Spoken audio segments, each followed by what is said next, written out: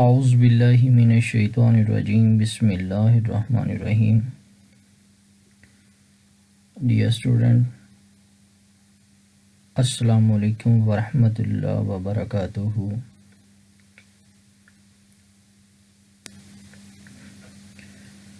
Today we will discuss doping and purification of silicon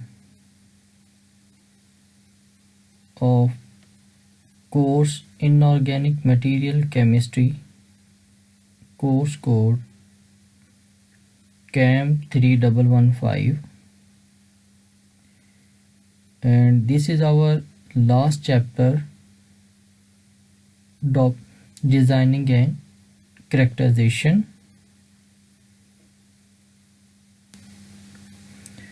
Doping and purification of silicon. The key concepts of this topic are silicon properties, fluorine, why doping needed, p-type doping and n-type doping, electronic band structure in doped semiconductors, p-n junction, and different methods for the manufacturing of hyperpure silicon, included metallurgical grade silicon, ferrosilicon, electronic grade silicon, purification of silicon, zone refining, high-speed zone refining, and purification process. Now we start from silicon properties. Silicon is a chemical element with symbol Si and atomic number 14, a hard and brittle crystalline solid with a blue-gray metallic luster. It is a tetravalent metalloid. It is a member of group 14 in the periodic table along with carbon above it and germanium, tin, lead, and fluorine below. It is not very reactive, although more reactive than germanium, and has great chemical affinity for oxygen. It was first purified and characterized in 1823 by Johannes Jacob Berzelius. Silicon is the 8th most common element in the universe by mass, but very rarely occur as the pure element in the earth crust. And now, what is metalloid and fluorine? Metalloid, a chemical element with properties intermediate between those of typical metals and non-metal. And what is fluorine? It is a super heavy artificial chemical element with symbol Fl and atomic number 114. It is an extremely radioactive synthetic element. The element is named after the Flerov Laboratory of Nuclear Reactions of the Joint Institute for Nuclear Research in Dubna, Russia, where the element was discovered in 1998. What is doping? The process of adding substances to a pure semiconductor. for the purposes of modeling its electrical properties is known as doping. It is a process of adding some impurity atoms in the semiconductor. Doping means the introduction of impurities into a semiconductor crystal to the defined modification of conductivity. Doping means the introduction of impurities into a crystal. For example, silicon can be doped with boron and phosphorus. Boron is trivalent, means 3 valence electron, and it forms p-type of semiconductor. Phosphorus is pentavalent, means 5 valence electron, and it forms n-type of semiconductor. These impurity atoms are known as dopants. After addition of these dopants, some of the properties of the conductor can be changed according to our need.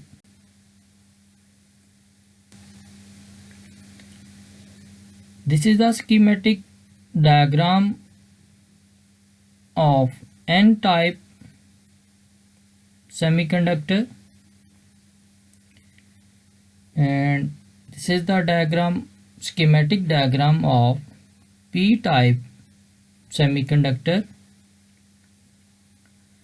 In n-type semiconductor, conduction band is partially filled.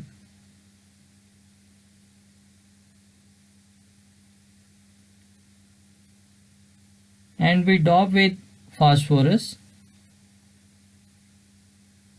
And in p-type, conduction band unfilled,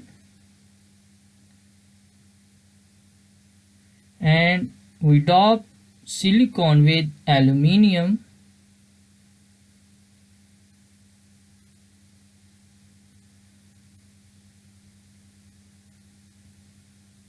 In n-type, an outer electron more than the silicon atom, while in p-type, an outer electron less than the silicon atom. Why doping needed? Semiconductors are intrinsic in nature, that is, number of electron and hole are equal. It is only when we dope a semiconductor the electron or hole become majority. The ones that become majority are responsible for flow of current. So, if you do not dope a semiconductor, there would not be any significant current flow. Doping means the introduction of impurities into a semiconductor crystal to the defined modification of conductivity. Two of the most important material silicon can be doped with are boron, which is 3 valent, mean it has 3 valence electron, and other phosphorus, which is pentavalent, mean 5 valence electron. Other material are aluminium, indium, these are 3 valent, and arsenic, antimony, these are 5 valent. The dopant is integrated into the lattice structure of the semiconductor crystal. The number of outer electrons define the type of doping. Elements with 3 valence electrons are used for p-type doping, while 5 valued elements for n-type doping. And now n-type doping. The 5-valent dopant has an outer electron more than the silicon atoms. The outer 4 electrons combine with ever one silicon atom,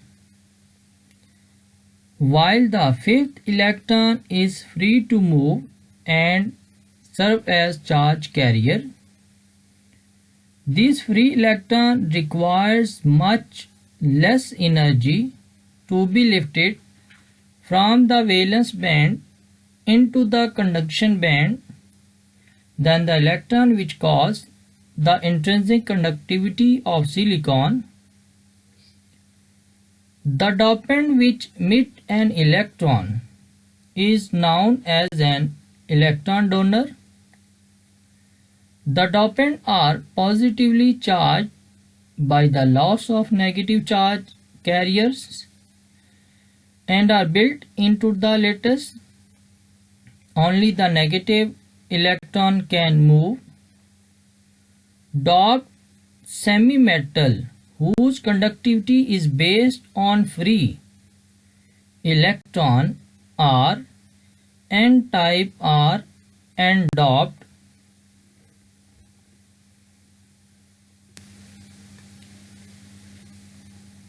Due to the heavier number of free electrons, whose are also named as majority charge carriers, while free mobile holes are named as the majority charge carriers.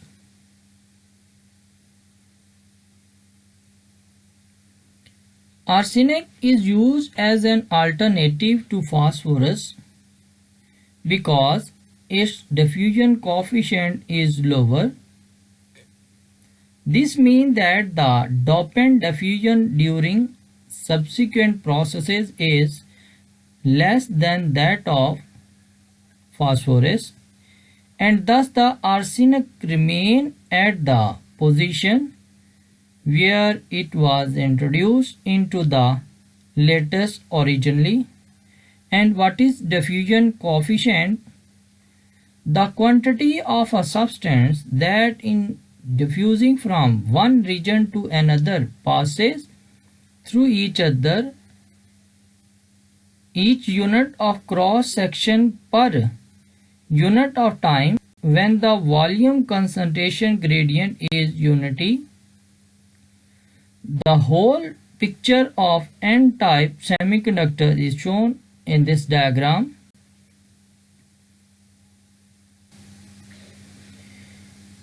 And now p-type doping.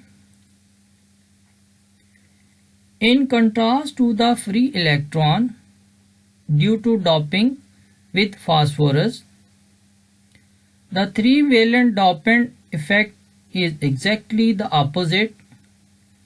The 3-valent dopant can catch an additional outer electron, thus leaving a hole in the valence band of silicon atoms. Therefore, the electron in the valence band become mobile. The holes move in the opposite direction to the movement of the electron. The necessary energy to lift an electron into the energy level of indium as the dopant is only 1% of the energy which is needed to raise a valence electron of silicon into the conduction band.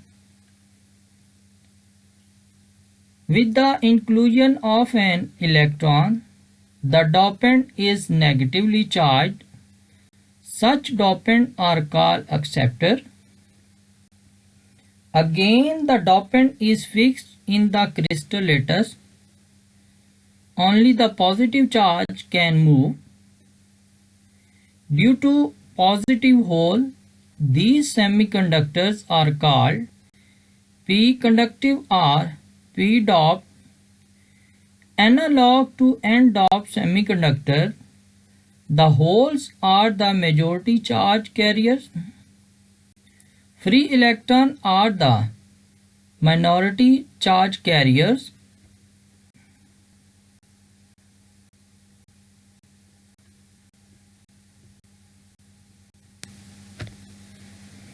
And this is a pictorial diagram of p-doped semiconductor. Doped semiconductors are electrically neutral.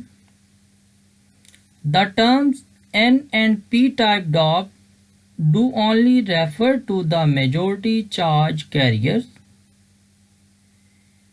Each positive or negative charge carrier belongs to a fixed negative or positive charge dopant.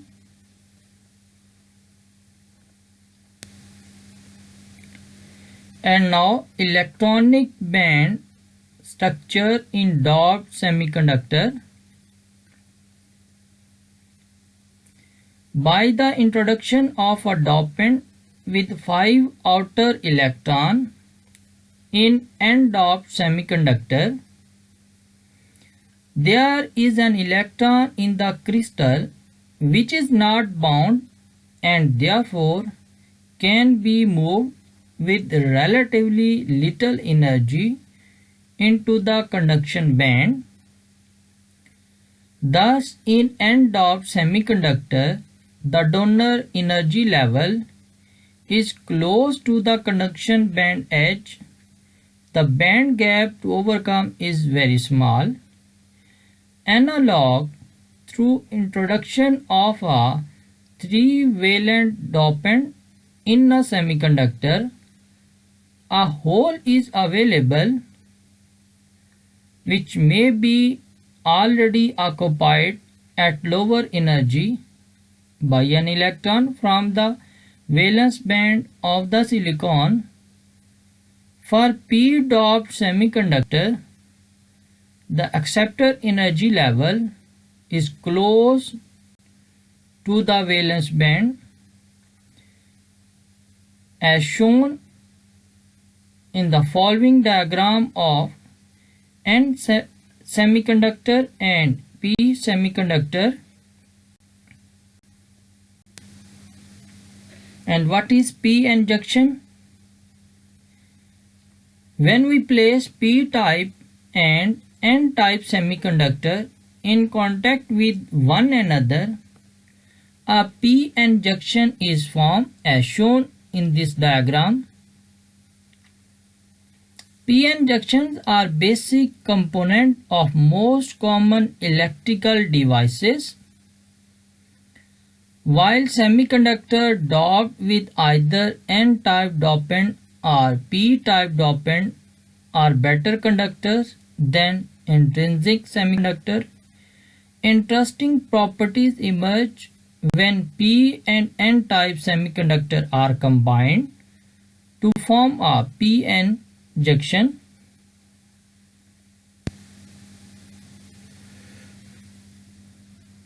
Manufacturing of hyperpure silicon. The manufacturing of the hyperpure silicon for photovoltaic occurs in two stages. First, the oxygen is removed to produce metallurgical grade silicon. It is further refined to produce semiconductor grade silicon, an intermediate grade with impurity levels between metallurgical silicon and semiconductor grade silicon is often termed solar grade silicon. What is metallurgical grade silicon? Silica is the dioxide form of silicon and occurs naturally in the form of quartz. While beach sand is also largely quartz, the most common raw material for electronic grade is high purity quartz rock. Ideally, the silica has low concentration of iron, aluminium and other metals. The silica is reduced, mean we remove oxygen through our reaction with carbon in the form of coal, charcoal and heating to 1500 to 2000 degree in an electrode arc furnace. Silicon dioxide react with carbon and we get silicon as shown in this equation. The resulting silicon is metallurgical grade silicon. It is 98% pure and is used extensively in the metallurgical industry. The transition metal in the silicon result in deep level in the band gap and the high recombination activity make metallurgical grade silicon unsuitable for use in electronics. In addition, boron and phosphorus dopant impurities are much too high in concentration, mean greater than 50 to 100 ppm to allow suitable compensation procedures.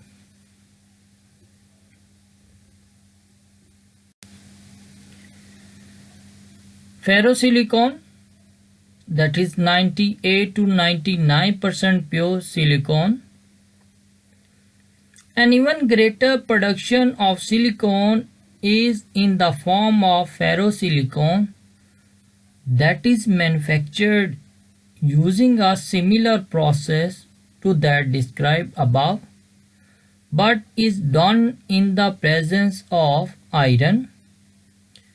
Ferrosilicon is used extensively in metals manufacture.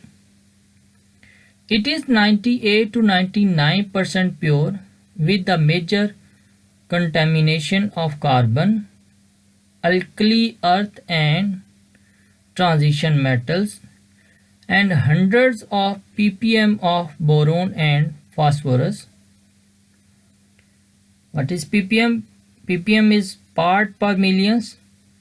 1 ppm is equal to 1000 ppb and 1 milligram per kg is equal to 1 ppm. And what is charcoal? Charcoal is the lightweight black carbon and ash residue hydrocarbon. And now electronic grade silicon, Siemens process. A small amount of the metallurgical grade silicon is further refined for the semiconductor industry. Powdered metallurgical grade silicon is reacted with anhydrous hydrochloric acid at 300 degree in a fluidized bead reactor to form silicon trichlorohydride.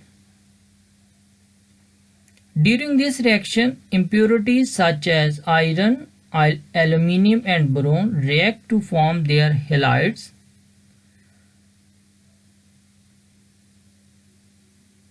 The silicon trichlorohydride has a low boiling point of 31.8 degree and distillation is used to purify the silicon trichlorohydride from the impurity halides. The resulting silicon trichlorohydride now has electrically active impurities such as aluminium, phosphorus, boron, iron, copper, or gold of less than 1 ppb. Finally, the pure silicon trichlorohydride is reacted with hydrogen at 1100 degree for approximately 200 to 300 hours to produce a very pure form of silicon.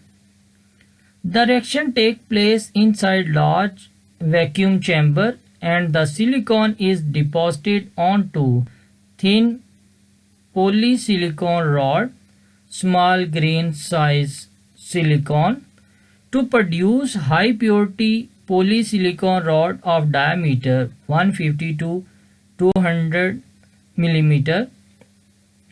The procedure was first developed by Siemens the 60 and is often referred to as the Siemens process.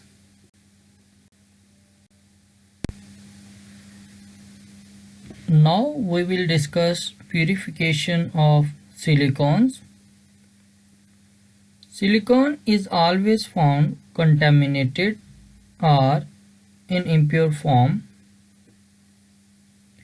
for different purposes such as its use in industry as silicon chips or in doping process. Silicon should be purified to pure form. Silicon is purified by the following processes. First, zone refining, which is also known as zone melting, floating zone process or traveling melting zone. A purification technique for crystalline substances in which a heating system passes slowly over a bar of the material to be refined, creating a molten region that carries impurities with it across the bar. A technique for the purification of a crystalline material and especially a metal in which a molten region travels through the material to be refined, pick up impurities at its advancing edge and then allows the purified part to recrystallize at its opposite edge. This method is particularly used when metals are required in high degree of purity. It is based on the principle that when an impure metal in a molten state is allowed to cool, only the metal crystallizes while the impurities remain present in the molten state or melt. Zone refining is a process in which organic and inorganic compounds are purified. Like distillation and gas and liquid chromatography, zone refining is dependent on the distribution of material between two phases. However, the distribution in zone refining is between the solid and liquid phases, while the distribution in distillation and gas chromatography is between the liquid and vapor phases. When a homogeneous liquid mixture is cooled, the composition of the solid that crystallizes out is usually different from that of the liquid. The purification of substance by zone refining relies on this difference.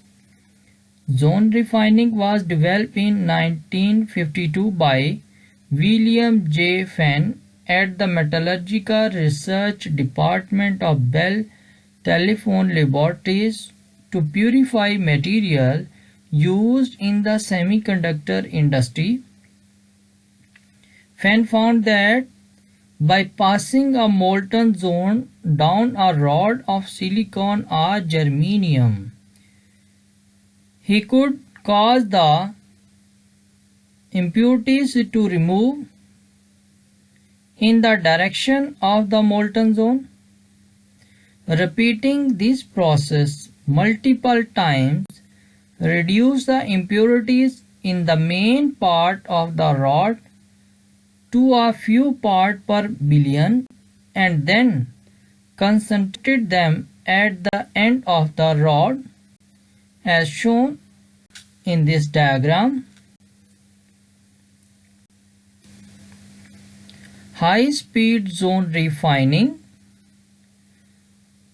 While used successfully to purify organic chemical, zone refining is time consuming. Purification takes days. The mini zone high speed zone refiner from Design Scientific reduces that time to hours. It concentrates the impurities in a sample or purifies chemical with purity of 99.999% or higher. The compact instrument can purify 1 to 20 grams of sample at a time. Control include melt temperature, freeze temperature and zone migration rate. Any thermally stable sample that is solid between -10 degree and +300 degree can be purified by this method.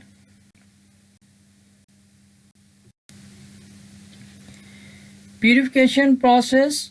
In zone refining, a short melt zone travels slowly through an elongated sample of a crystalline material.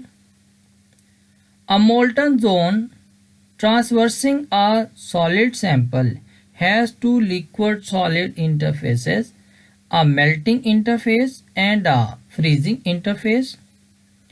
At the melting interface, the composition does not change. At the freezing interface, the impurities favor the liquid phase because the crystal structure tend to exclude molecules that do not fit into the crystal lattice. And this is the diagram of purification process.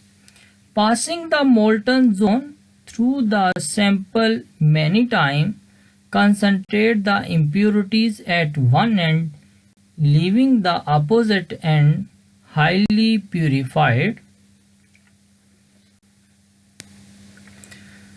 The impure metal converted into a rod which is heated at one end with the circular heater. A narrow zone of metal is melted. The heater is slowly moved along the rod. The pure metal recrystallizes out of melt while the impurities remain in the melt, which moves along with the melted zone of the rod with the movement of heater. The process is repeated several times. The end of rod where impurities have collected is cut off. The method is employed for the purification of germanium, silicon, gallium, etc., which are used in semiconductor.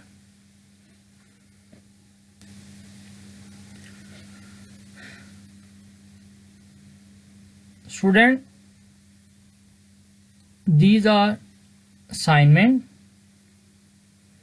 First, what is doping and why it is needed.